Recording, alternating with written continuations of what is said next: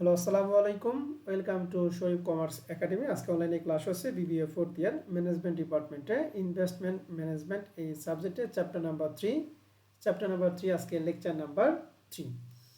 আজকে আমরা করব এক্সারসাইজ 5, যেটা 2016 সালে ইনভেস্টমেন্ট ম্যানেজমেন্ট এই সাবজেক্টে পার্ট বিতে আসছিল।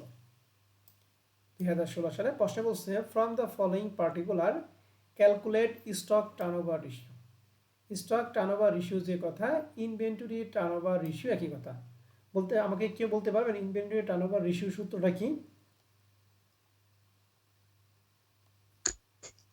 Cost of goods sold divided by average inventory. Cost of goods sold divided by Average inventory. Okay, cost of goods sold আমি শর্টকাটে লিখলাম, নিচে হলো এভারেজ ইনভেন্টরি। এখন বলতো এই এভারেজ ইনভেন্টরি আমরা বের করি কিভাবে? ওপেনিং ইনভেন্টরির সাথে ক্লোজিং ইনভেন্টরি যোগ করে তারপরে 2 দিয়ে ভাগ। তাহলে এখানে ওপেনিং স্টক আছে 38,000, ক্লোজিং স্টক আছে 42,000। এই দুইটা যোগ করে 2 দ্বারা ভাগ করলে কার মান পাবো? Average inventory. ইনভেন্টরি। তাহলে এভারেজ ইনভেন্টরি মামলা খতম। এখন আমাদের লাগবে হচ্ছে কস্ট অফ গুডস সোল্ড। এখন কস্ট অফ গুডস সোল্ড বের করার সূত্র তোমাদের দুইটা পড়াইছিলাম, বলো তো দেখি। প্রথম সূত্রটা কি ছিল? Opening inventory plus purchase minus closing inventory. আর 2 নম্বর সূত্র কি ছিল? Net sales minus gross profit. Okay, এখন আসি প্রথম সূত্র এখানে অ্যাপ্লাই আমরা করব কি করব না। সূত্র বললাম opening plus purchase minus closing. Opening আছে, ক্লোজিং আছে, কিন্তু পারচেজ নাই, ঠিক আছে না? জি স্যার। এই জন্য আমরা ওই প্রথম সূত্রটা অ্যাপ্লাই করতে পারবো না। আর দ্বিতীয় সূত্রটা কি? Net sales minus gross profit. আমাদের প্রশ্নে সেলস দিয়ে আছে 4 লাখ টাকা, ঠিক আছে? আর গ্রস প্রফিট বলছে ratio of gross profit on sales, অর্থাৎ সেলসে 4 লাখ টাকা, 4 লাখ টাকা 25% কি হবে? Gross profit. তার মানে আমি নিট সেলসও জানি, গ্রস প্রফিটও বের করতে পারবো। তাহলে আমি 2 নম্বর সূত্র অ্যাপ্লাই করবো নাকি 1 নম্বর সূত্র অ্যাপ্লাই করবো?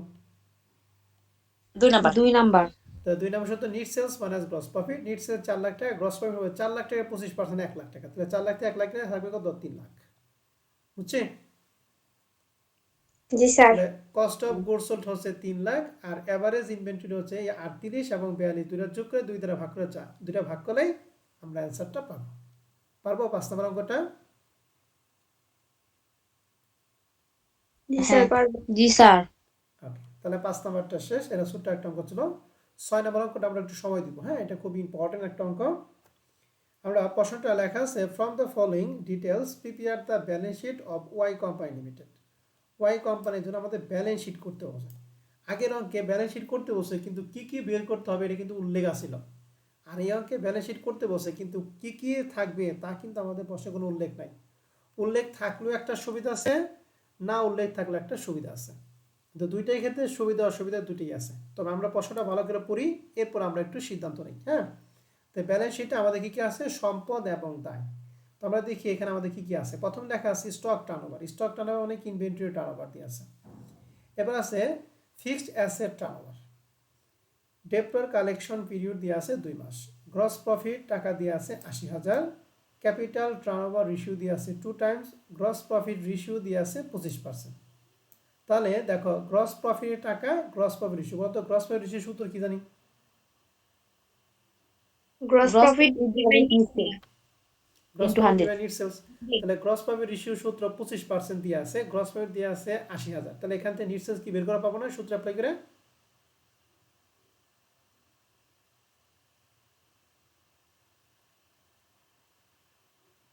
জি স্যার পারবো।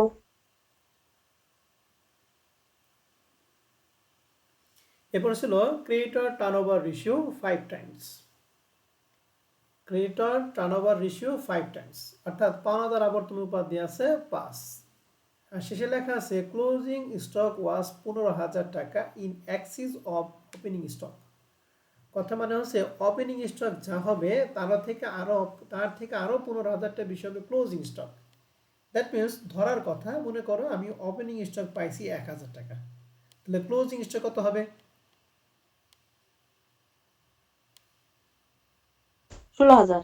16,000। কথা কি বুঝছো না বুঝো নাই?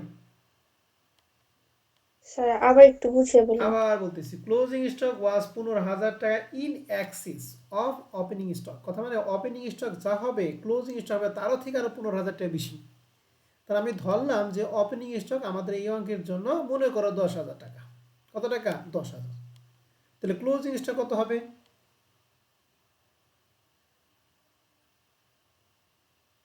ওপেনিং স্টক যা হবে তার থেকে কত টাকা বেশি? তাহলে 25 হবে। তাহলে 25 হবে। এইটাই তো আমি বললাম তখন। বুঝছি না বুঝি নাই? স্যার বুঝছি। তাহলে বোঝা গেল কি ওপেনিং স্টক যা হবে ক্লোজিং স্টক তার থেকে আরো 15,000 টাকা কি হবে?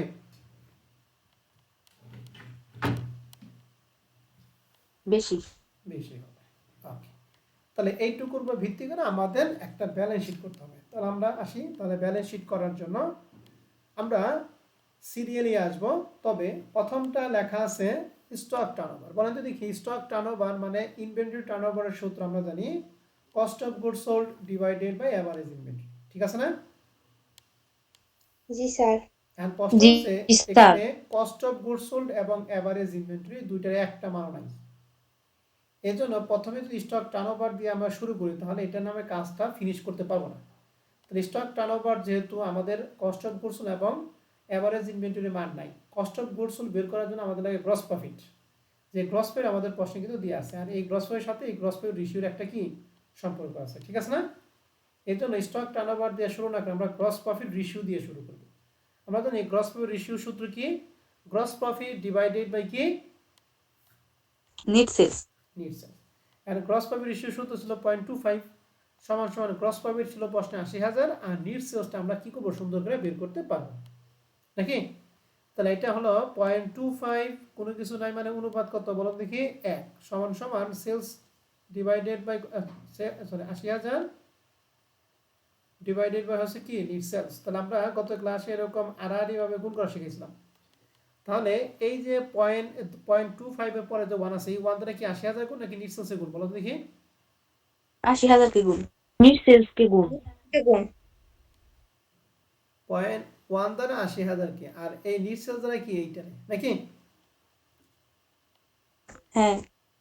তাহলে এটা দ্বারা এটা গুণ করলে 80,000 হয় আর এটা দ্বারা এটা গুণ করলে হয় 0.25 কি বলো দেখি নিট সেলস, ঠিক আছে? আর নিট সেলস এর মান যদি বের করি 0.25 টার সাথে গুণ আছে এই পাশে কি ভাগ, তাহলে 80,000 ভাগ কত? 0.25 বুঝছি না বুঝি নাই? এর জন্য সরাসরি কি করবেন এই 0.25 রে এই 80 দ্বারা কি করবেন ভাগ করবেন। এই 0.25 এর কিন্তু 1 আছে, নরমালি এই 1 দ্বারা 80,000 গুণ আর এইটা দ্বারা এইটার গুণ। আর যদি ভাগ করতে চান তাহলে এটার সরাসরি কি করবেন ভাগ করবেন, যদি ভাগ বুঝেন। আর যদি না বুঝেন তাহলে একটা লাইন করে নেবেন। কথা কি বুঝতে পারছি? পরীক্ষা হলে 2 লাইন বেশি করা কোনো সমস্যা না, 2 লাইন বেশি করে যদি অঙ্ক সঠিক হয় তাহলে 2 লাইন বেশি করবো। আর 2 লাইন কম করতে যদি অঙ্কই ভুল করে ফেলে তাহলে ওই 2 লাইন কমানোর কোনো দরকার নেই। কথা কি বুঝতে পারছি? জি হ্যাঁ। স্যার। তাহলে নিট সেলস 3,20,000 টাকা পাইলাম। এর মধ্যে আপনাদের কোনো প্রশ্ন আছে? প্রশ্ন নাই স্যার। এখন এই 3,20,000 সাথে এই যে গ্রস প্রফিট যদি 80,000 বাদ দিয়ে কি পাবো বলো তো দেখি? Cost of goods sold. যেটা কিনা আমাদের স্টক টার্নওভার ক্ষেত্রে কাজে লাগবে। এখন আমরা স্টক টার্নওভার সূত্র অ্যাপ্লাই করতে পারবো। তাহলে স্টক টার্নওভারের সূত্র আমরা জানি cost of goods sold divided average inventory. তাহলে স্টক টার্নওভার মান ছিল 8, কস্ট অফ গুডস সোল্ড যে নিট সেলস থেকে গ্রস প্রফিট বাদ, তাহলে 3,20,000 থেকে 80,000 বাদ দিয়ে এভারেজ ইনভেন্টরি। তাহলে এভারেজ ইনভেন্টরি সমান সমান এই দুটোর বিয়োগফল হচ্ছে 2,40,000। তাহলে 2,40,000 এ 8 দ্বারা যদি ভাগ করি মান হয় 30,000। ওকে? জি স্যার। এখন এভারেজ ইনভেন্টরি বের করার সূত্র জানেন opening plus closing divided by 2। এখন এভারেজ ইনভেন্টরি সূত্র লিখছে ওপেনিং প্লাস ক্লোজিং ডিভাইডেড 2 সমান সমান 30। এই দুইটা এই পাশে গুণ আছে, এই পাশে কি হবে? ভাগ। ভাগ। সরি এই পাশে ভাগ অবস্থা আছে, তাহলে 30,000 সাথে কি হয়ে যাবে গুণ। তাহলে এই 2 30,000 গুণ হয়ে কত 60,000 হয়েছে। আর এখানে এই মানটা একটু ভালো করে খেয়াল করবেন, প্রথমে লেখা হয়েছে ওপেনিং, এখানে ওপেনিং আর ক্লোজিং হবে ওপেনিং এর থেকে কত টাকা বেশি? 15,000 টাকা বেশি। 15,000। এই যে লেখা আছে ওপেনিং প্লাস 15,000। কথা কি বুঝছেন না বুঝেন নাই? আমি আবার বলতেছি, এই প্রথমে ওপেনিং, এখানে ওপেনিং, এখানে ওপেনিং যা আছে তাই। এই ক্লোজিং হবে ওপেনিং এর থেকে কত টাকা বেশি? 15,000 15,000। তাহলে এই ক্লোজিং এর সমান সমান লিখছি ওপেনিং প্লাস 15,000। ক্লিয়ার? হ্যাঁ বুঝছেন? মাইটটা জি দেখছেন স্যার কোথায়? মনে এই ওপেনিং, এই ওপেনিং, এই ক্লোজিং, এই ক্লোজিং সমান সমান লিখছি ওপেনিং প্লাস কত বলেন? ওপেনিং 15,000। প্লাস তাহলে এই ওপেনিং যে দুইটা আছে এটা কি বুঝছেন কিভাবে কিভাবে দুইটা আসলো? জি স্যার এখন এখানে ওপেনিং দুইটাই ধরে লেখা আছে টু ওপেনিং ইনভেন্টরি সমান সমান 15,000 ছিল প্লাস, ওই পাশে কি মাইনাস, তাহলে 60,000 মাইনাস হলে 45,000 হয়েছে। এন্ড দুইটা এই পাশে গুণ ভাগ আছে, এই পাশে কি ভাগ, তাহলে ওপেনিং ইনভেন্টরি সমান সমান 45 2 দ্বারা ভাগ করলে 22,000 কত 500। ঠিক আছে? তাহলে ওপেনিং ইনভেন্টরি পাইলাম 22,500, তাহলে ক্লোজিং ইনভেন্টরি 22,500 তাহলে কত টাকা বেশি হবে? 15,000। তাহলে লিখেছো ক্লোজিং ইনভেন্টরি সমান সমান 37,000 কত 500। তাহলে ওপেনিং এবং ক্লোজিং দুইটা কি আমরা ক্লিয়ার কি না, ক্লিয়ার না ক্লিয়ার না বলেন?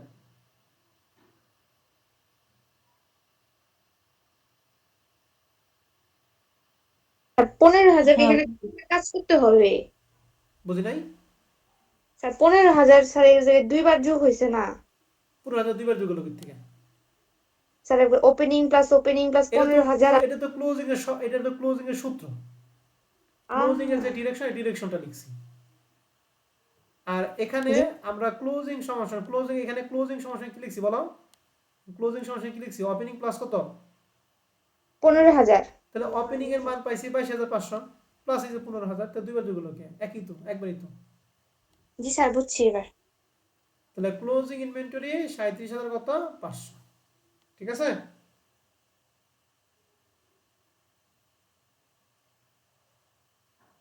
জি তাহলে বলতো স্যার ক্লোজিং ইনভেন্টরি সম্পদ না দায়? সম্পদ স্যার। সম্পদ। তাহলে ব্যালেন্স শিটের সময় সম্পদ, পাশে, চলতি সম্পদ। হ্যাঁ এই যে সম্পদ ব্যালেন্সের সময় পাশে একটা আইটেম পাইলাম 37,500, আমরা যা পাবো সব এখানে এসে বসাবো। তাহলে এই যে এখানে আমাদের যে ডিরেকশন আছে, এই stock turnover, gross profit rate, এই তিনটার কাজ কমপ্লিট। ওকে?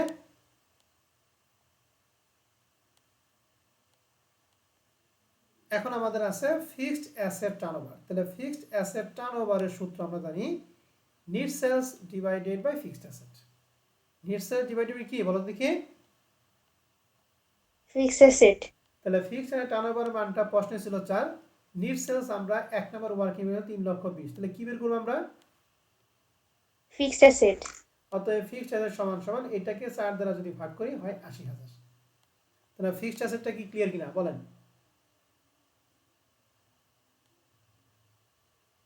জি স্যার ক্লিয়ার। তাহলে সম্পদ পাশে আমি আরেকটা আইটেম লিখব ফিক্সড অ্যাসেট 80,000, দেন সম্পদের মধ্যে দুইটা অলরেডি পেয়ে গেছি। ঠিক আছে না? জি স্যার। এবার আসেন, তাহলে আমাদের এই ফিক্সড অ্যাসেট টার্নওভার এইটাও কাজ কি শেষ। এরপর আসবো ডেপ্টর কালেকশন পিরিয়ড 2 মান্থ। তা লিখছি ডেপ্টর কালেকশন পিরিয়ড যে কথা, এভারেজ কালেকশন পিরিয়ড কি একই কথা, যার সূত্র কি 360 ডিভাইডেড বাই কি account receivable account receivable turnover. Turnover. তাহলে এভারেজ কালেকশন পিরিয়ড ছিল 2, তাহলে এখানে 2 বসাইছি।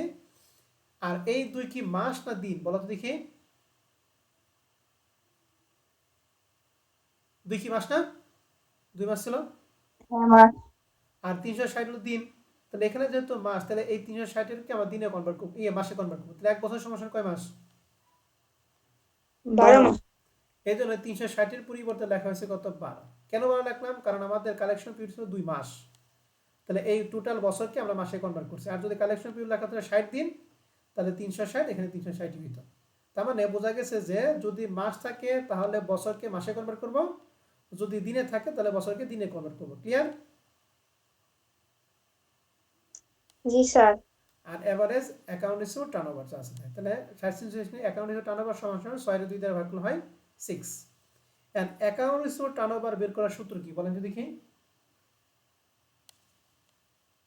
NEET credit sales credit divided sale কি divided account average account receive.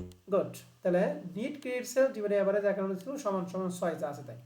এই ক্রেডিট সেলস মানে আমরা কিন্তু পাইছি ক্রেডিট সেল মানে নিট সেলস, ক্রেডিট সেলস মানে কি নিট সেলস। তাহলে আমরা সাইড সেল 6টাই পাশে আনছি আর ক্রেডিট সেলস এর মান বসে 3,20,000 আর এভারেজ অ্যাকাউন্ট রিসিভেবল আমরা বের করব এটা যা আছে তাই।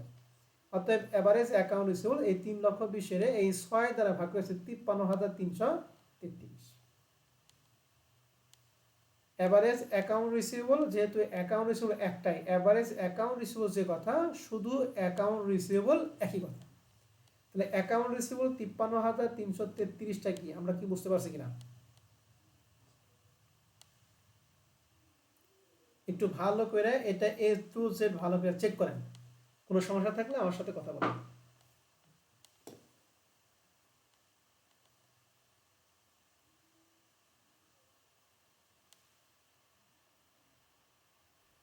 না, প্রশ্ন নাই স্যার।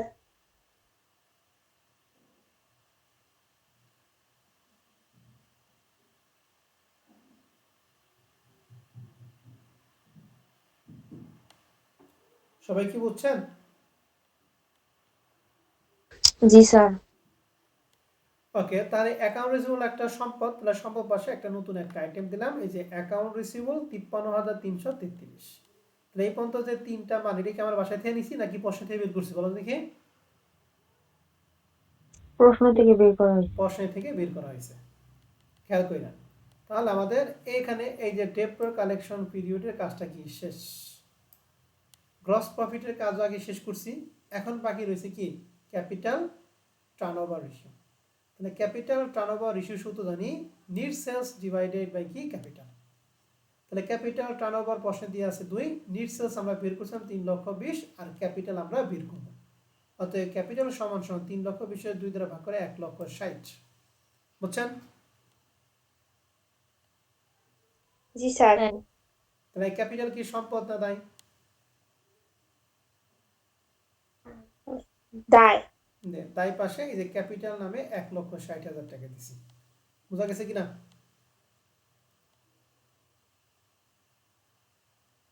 হ্যাঁ বুঝছি। তাহলে এই ক্যাপিটাল টার্নওভার রেশিওর কাজও কি শেষ। এখন আমাদের বাকি রয়েছে সিরিয়ালি ক্রেডিটর টার্নওভার, তাই না? ক্রেডিটর টার্নওভার যে কথা, অ্যাকাউন্টস পেয়েবল টার্নওভার একই কথা। তার সূত্র কি বলেন তো দেখি?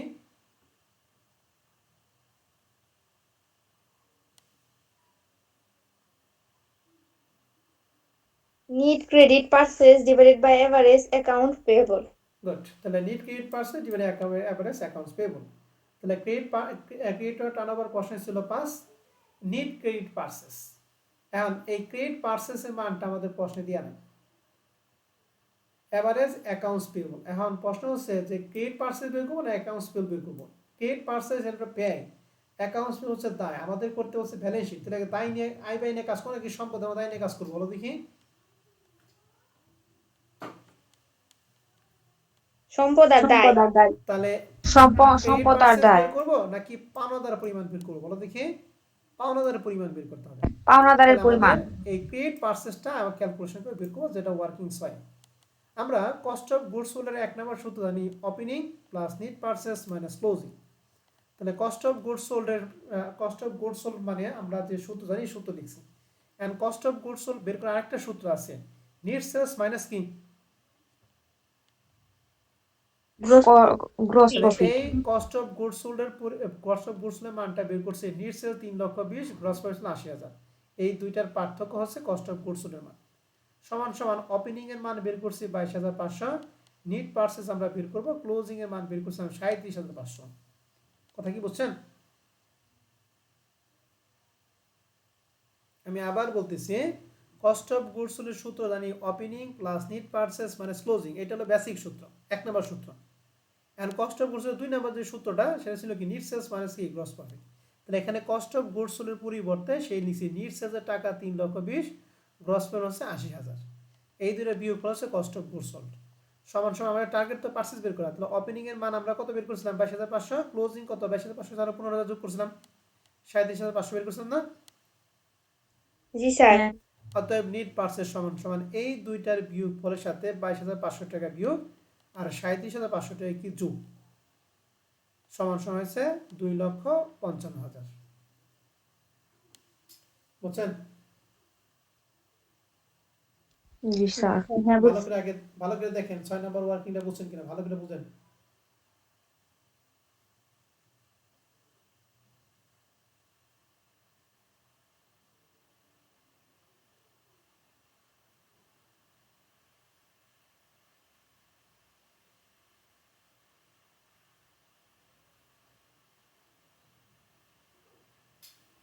জি স্যার, বুঝছি।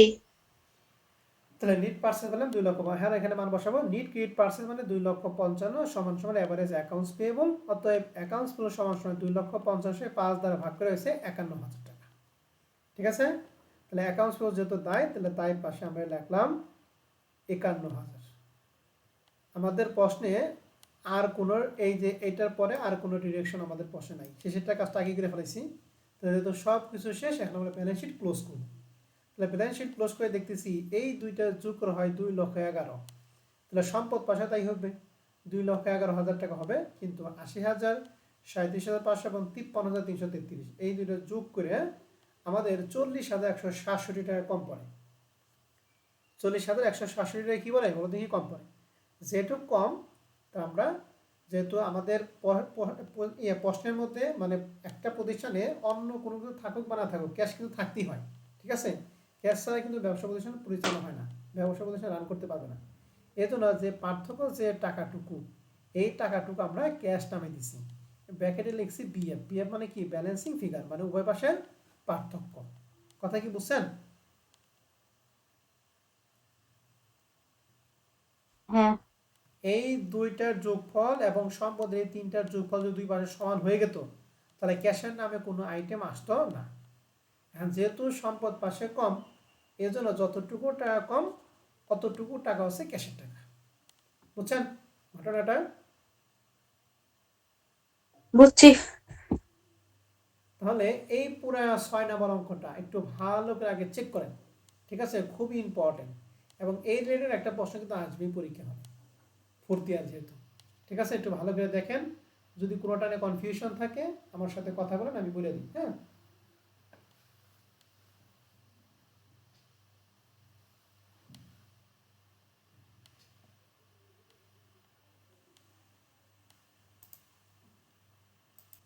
এখন আমরা চলে যাব 7 নম্বর অঙ্ক। 7 নম্বর অঙ্ক স্ক্রিন দেখতেছো?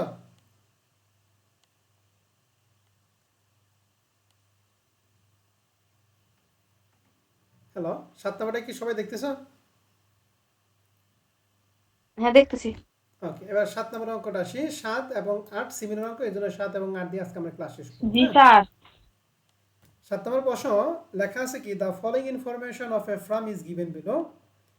আমাদের এই তথ্য ভিত্তি করে আমরা বের করতে বলছে ক্যালকুলেট দ্য লিকুইডিটি রেশিও, মানে তারল্য অনুপাত। লিকুইডিটি রেশিও আরেকটা নাম হচ্ছে অ্যাসেট টেস্ট রেশিও।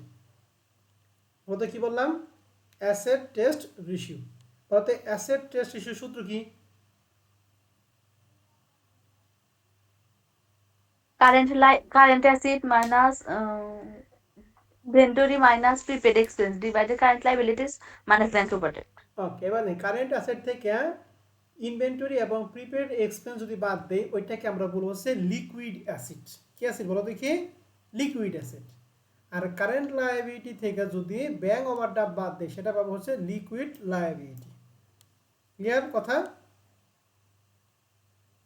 জি স্যার। এখন প্রশ্ন হচ্ছে যে স্যার আমরা জানেন ওইটা না লিখে লিকুইড নেবো, কারণ আমাদের প্রশ্নে লিকুইডিটি বলছে, এই জন্য কারেন্ট অ্যাসেট থেকে ইনভেন্টরি এবং প্রিপেড এক্সপেন্স ওই লেখা লিখবো না, দেবো কি লিকুইড। হ্যাঁ, তাহলে এখন আমাদের প্রশ্নে কি কি আছে আমরা একটু দেখি। ক্যাশ আছে, মার্কেটেবল সিকিউরিটি আছে। আমরা জানি cash, marketable security one kind of cash. Checking account, এটাও ক্যাশের টাকা। তাহলে cash, marketable security, checking account, তিনটাই হচ্ছে সম্পদ।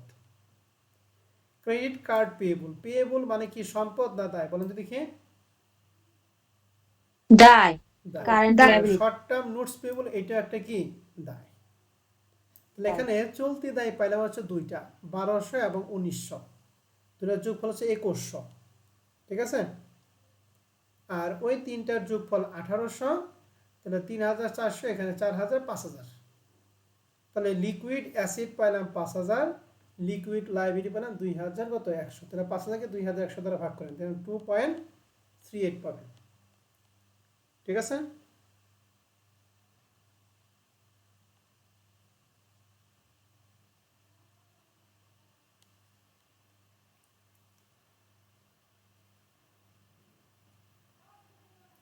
হ্যাঁ হয়েছে। ওকে, তাহলে 7 নম্বর কি ক্লিয়ার?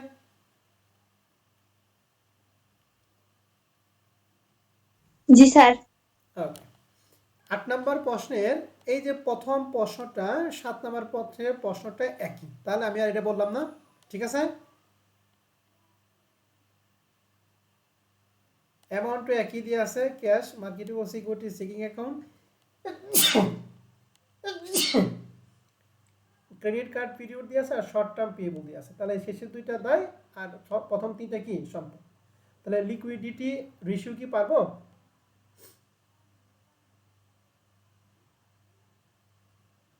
হ্যাঁ পারবো। ওকে, এবার বি নাম্বারটা হচ্ছে আমি আপনাদের বুঝে দিতেছি, এটা ভালো করে খেয়াল করবেন। আমরা কিন্তু এই 1 নম্বর রিকোয়ারমেন্টের জন্য যেটা করলাম সেটা কিন্তু এক্স ফার্মের জন্য, অঙ্কটা হলো এক্স ফার্মের। এক্স ফার্মের জন্য আমাদের লিকুইডিটি অ্যান্সার দিয়ে আছে 2.38। ঠিক আছে? ওই 7 এবং 8 এর অ্যান্সার সেম, 2.38। কিন্তু রিকোয়ারমেন্ট বলছে mister Y from has liquidity ratio 1.8, X এর হচ্ছে 2.38 আর ওয়াই এর হচ্ছে 1.8। বলছে how would you analysis mister X liquidity relative to mister Y. তাহলে মিস্টার এক্স এর থেকে মিস্টার ওয়াই এর লিকুইডিটি সম্পর্কটা কি, ভালো না খারাপ, মানে পজিটিভ হবে নাকি নেগেটিভ হবে? দেখো মিস্টার এক্স এর 2.38 আর মিস্টার ওয়াই এর হচ্ছে 1.8, তাহলে মিস্টার এক্স কি বেশি না কম বলো তো দেখি? বেশি। এক্স বেশি। বেশি দেখে পজিটিভ, আর যদি কম হইতো তাহলে কি হইতো, নেগেটিভ হইতো। তো আমরা এখানে কমেন্ট লিখছি mister X liquidity position is better. ভালো কেন, কেন বেটার? কারণ এইটার থেকে এইটা কি বেশি, তো লিখছি position is better than mister Y. Mister X এর থেকে মিস্টার ওয়াই এর পজিশন কি ভালো না খারাপ বলো দেখি? ভালো। ভালো। কেমনে? কারণ মিস্টার ওয়াই হচ্ছে 1.8 আর মিস্টার এক্স এর কত 2.38। আমি কিন্তু ভালো কেন ভালো লিখছি, বিকজ 2.38 গ্রেটার দেন 1.8। শেষ কথা, কি বুঝতে পারছেন? কমেন্ট আরেকবার বলেন। আবার বলতেছি, আমরা যে 2.38টা পাইছি এটা কোন কোম্পানির? এক্স এর। আর প্রশ্নে যে 1.8 দিয়েছে এটা কোন কোম্পানির? Y company. ওয়াই। আর প্রশ্ন বলছে মিস্টার এক্স এর লিকুইডিটি পজিশন মিস্টার ওয়াই থেকে কি ভালো না খারাপ, এটা বলছে। তাহলে এক্স এর মান হচ্ছে 2.38 আর ওয়াই এর মান হচ্ছে 1.8, তাহলে এক্স এর কি বেশি না কম? এক্স এর বেশি, এক্স এর ওয়াই এর বেশি। কম। তাহলে এক্স কি ভালো না খারাপ? যেহেতু এক্স এর ওয়াই এর থেকে এক্স এর বেশি, তাহলে এক্স অবশ্যই ভালো না? জি স্যার, এক্স ভালো। তাহলে লিখছি mister X liquidity position is better than mister Y. Mister Y থেকে মিস্টার এক্স এর লিকুইডিটি পজিশন কি ভালো, বিকজ এক্স এর মান 2.38 গ্রেটার দেন 1.8। গ্রেটার দেন মানে কি এই 1.8 এর থেকে 3.8 কি বড় নাকি? বড়। বড়। বড়। এখন এই 1.8 এর পরিবর্তে মনে করো প্রশ্নে দেওয়া আছে 4.2, কত? সেই ক্ষেত্রে আমরা কমেন্টটা কিভাবে লিখবো? Mister Y position is better than of Mr. X because মানে যে ওয়াইটটা বড় ওয়াইটটা ভালো হইব। আচ্ছা ঠিক আছে, ওকে। ওই ও যেটা বললো ও হচ্ছে মিস্টার ওয়াই নিয়ে বলছে এটা হবে। আবার যদি তুমি বলো যে না আমি যা আছে এভাবে লিখবো, কি লিখবো? মিস্টার এক্স, বলো তো কি এখন মিস্টার এক্স এর পজিশন কি ভালো না খারাপ? খারাপ স্যার। তাহলে কি লিখবো? Mister X liquidity position is not better, ভালো না, দেন মিস্টার কি ওয়াই, বিকজ এরকম লিখবো যে 2.38 এখন গ্রেটার দেনটা ওই চিহ্নটা কি ওই দিকে চলে যাবে 4 পয়েন্ট কত বলো দেখি, বুঝতে পারছি? হ্যাঁ Okay. তাহলে আশা করি 8 নম্বর অঙ্কটা আমরা বুঝতে পারছি। তাহলে 7 4 5 সরি 5 6 7 8 এই 4টা অঙ্ক আজকে করাইলাম। এই 4টা অঙ্ক তোমাদের বাসার কাজ। এই 4টা অঙ্ক করে তোমরা যার যার অঙ্কটা দয়া করে একটু হোয়াটসঅ্যাপ গ্রুপে দিবা। আমি চেক করে তারপর আমি নেক্সট ক্লাসে 9 নম্বর অঙ্ক দিয়ে শুরু করব। কথা কি বুঝতে পারছি? জি স্যার। তাহলে আজকের রেকর্ড ক্লাস আমার এখানেই থাকবে। আপনাদের যদি কোনো প্রশ্ন থাকে আপনারা প্রশ্ন করতে